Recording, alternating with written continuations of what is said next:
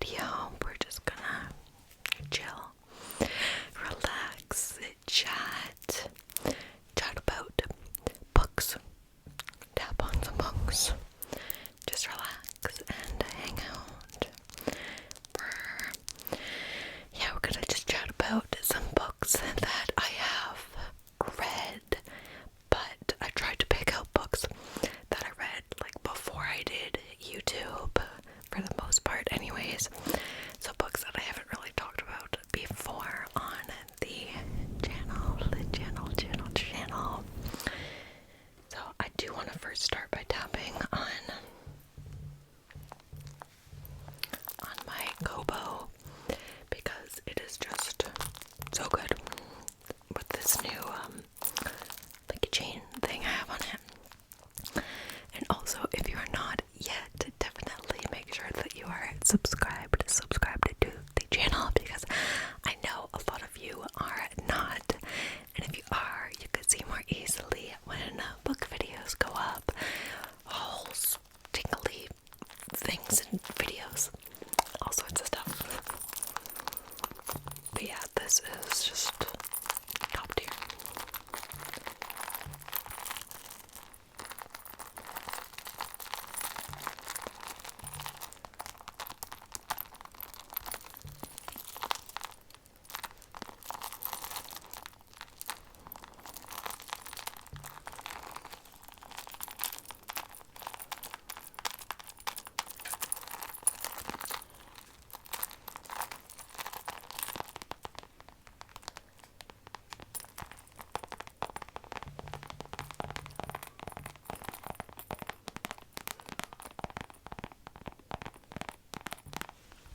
There's a hair on me.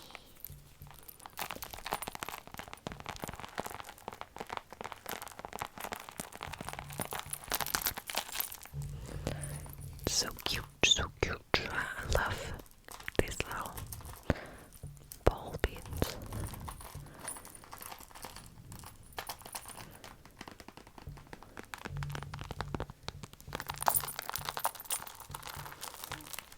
Okay. That will come back in other videos. Don't worry. Okay, so let's talk about these. I definitely read these before I was doing YouTube, but they're always on display on my shelves, and that is The Handmaid's Tale. The Handmaid's Tale by Margaret Atwood.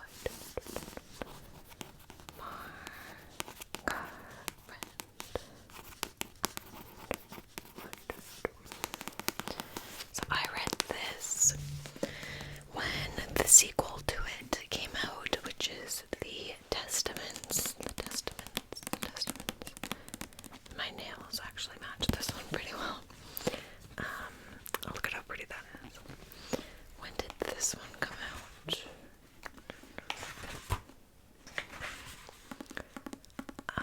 Oh wow, 2019. So I would have read this then. Yeah, so I read them both in 2019. I remember I spilled red wine on this. I think I was reading it in the summer and reading on the back patio. It was like a really nice night and drinking red wine, and then that happened. So yeah, I read these both. Then I knew they were really popular, or The Handmaid's Tale was a very well-known, very popular dystopian fiction. And I was shocked when reading it how disturbing it was and how terrifying but close our reality could be to this. Is there Margaret? Yeah, okay. I will read the back of this because honestly I don't remember pieces of it, but not enough to where like I could confidently tell you the plot of this book. So in Margaret Atwood's dystopian future, environmental disasters and declining birth rates have led to a second American Civil War. The result is the rise of the Republic of Gilead, a totalitarian regime that enforces rigid social rules and enslaves the few remaining fertile women. Offered is one of these, a handmaid bound to produce children for one of Gilead's commanders. Deprived of her husband, her child, her freedom, and even her own name, Offred, clings to her memories and her will to survive. At once a scathing satire, an ominous warning, and a tour de force of narrative suspense, The Handmaid's Tale is a modern classic. And it truly is. I loved this. It was amazing. Both amazing and terrifying. So this one was written 1985. Yeah, wow, 1985. And then the sequel didn't come out till 2019. So, yeah, amazing reads. Would highly recommend, like, all women to read. Everyone, actually. All people to read, especially, like, now. I feel like these are very relevant. Okay. Let's chat about this next book. Changing themes drastically. We have a children's book, which is Coraline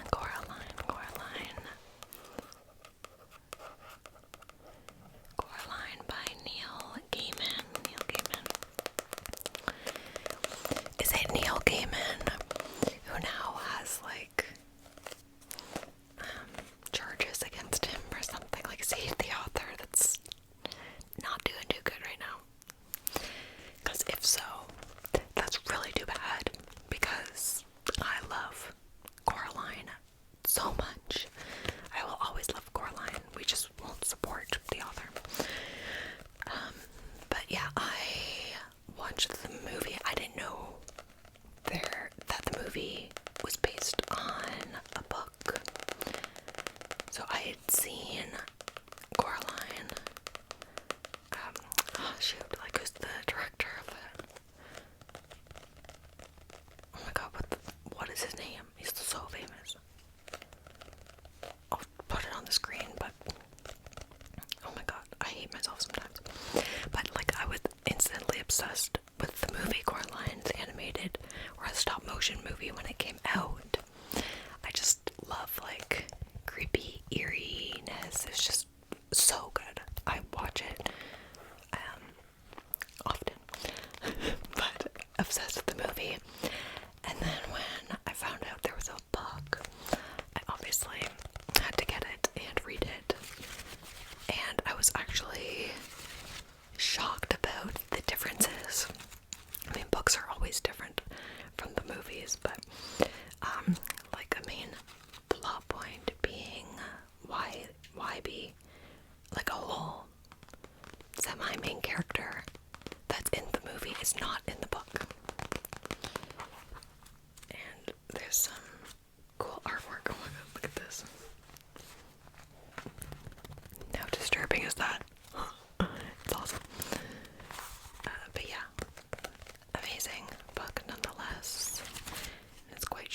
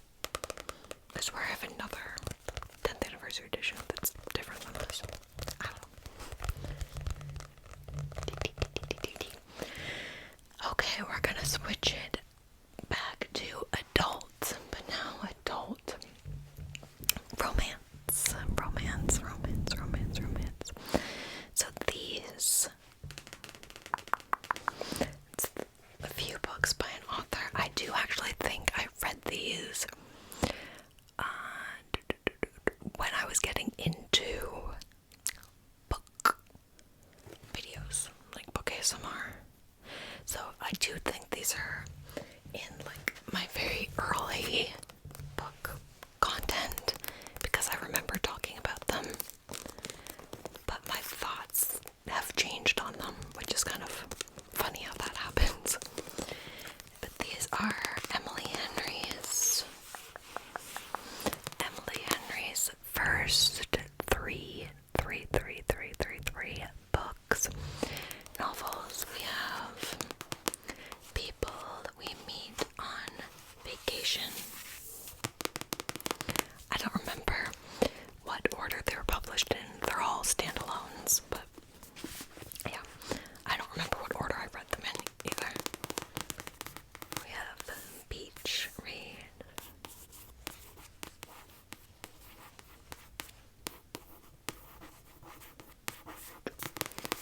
And book lovers.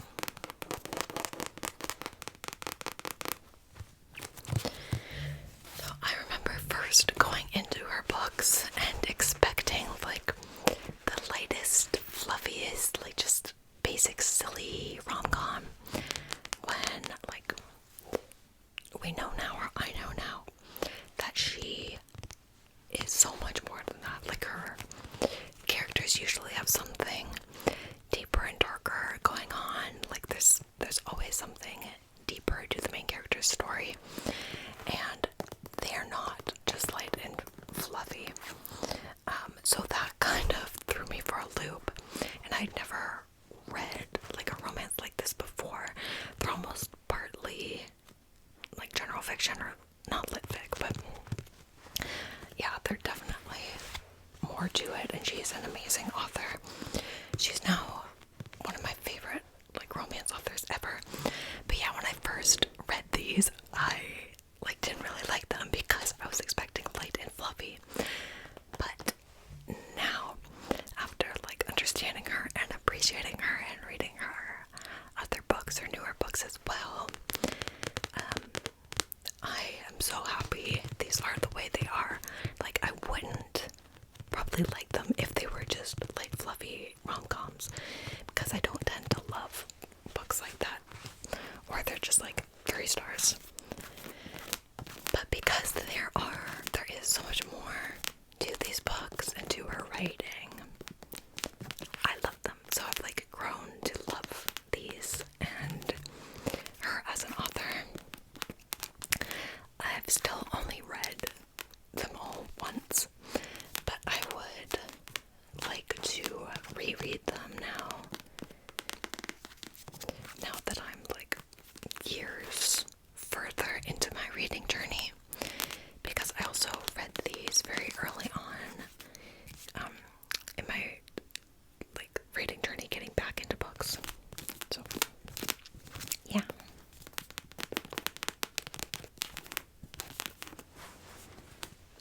But yeah, I would definitely recommend, if you have yet to dive into Miss Emily Henry.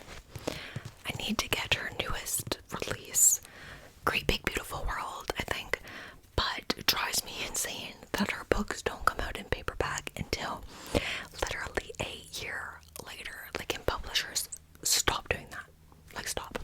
I have all of her books in paperback, so I'm not getting the hardcover. I won't do it. So I have to wait until like next April to get the paperback. Okay, rant over.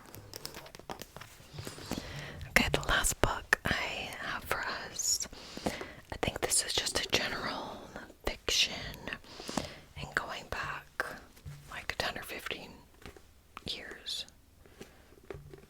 Let me see when.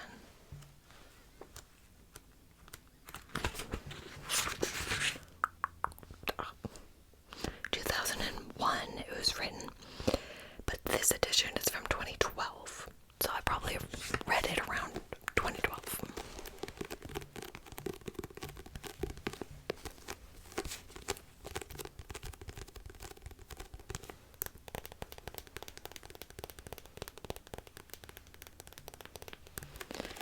This is Life of Pi.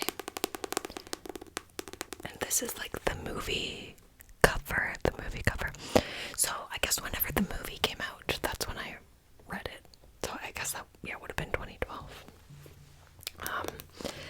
It's by Jan Martel. It's very pretty. But I ate this freaking book up. I read this so fast. Like, basically, the whole thing takes place on this little boat with him and this tiger. Yet, I was hooked the whole time. I've heard of people saying it's boring, but no. I read this so quickly. I don't know what it was, but I think this is another one that I need to reread now, you know, being older and so much further into my reading journey. I'd be really curious to see how I feel about all of these books now. But yeah, I just have such fond memories of reading this one.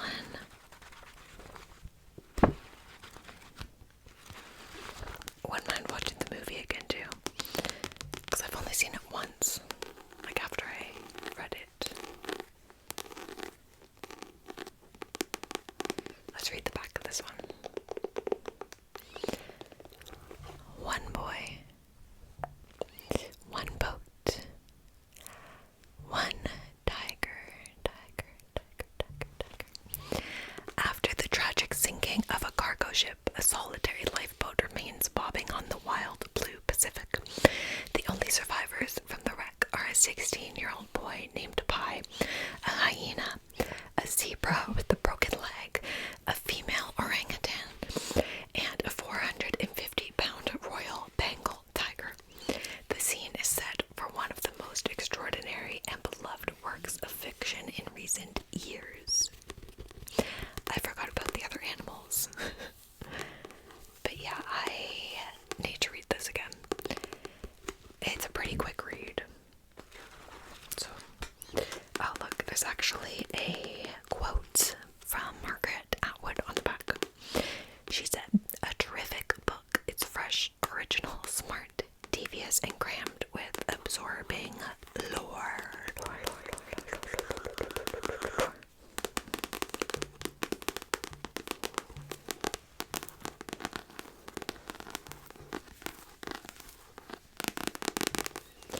So again,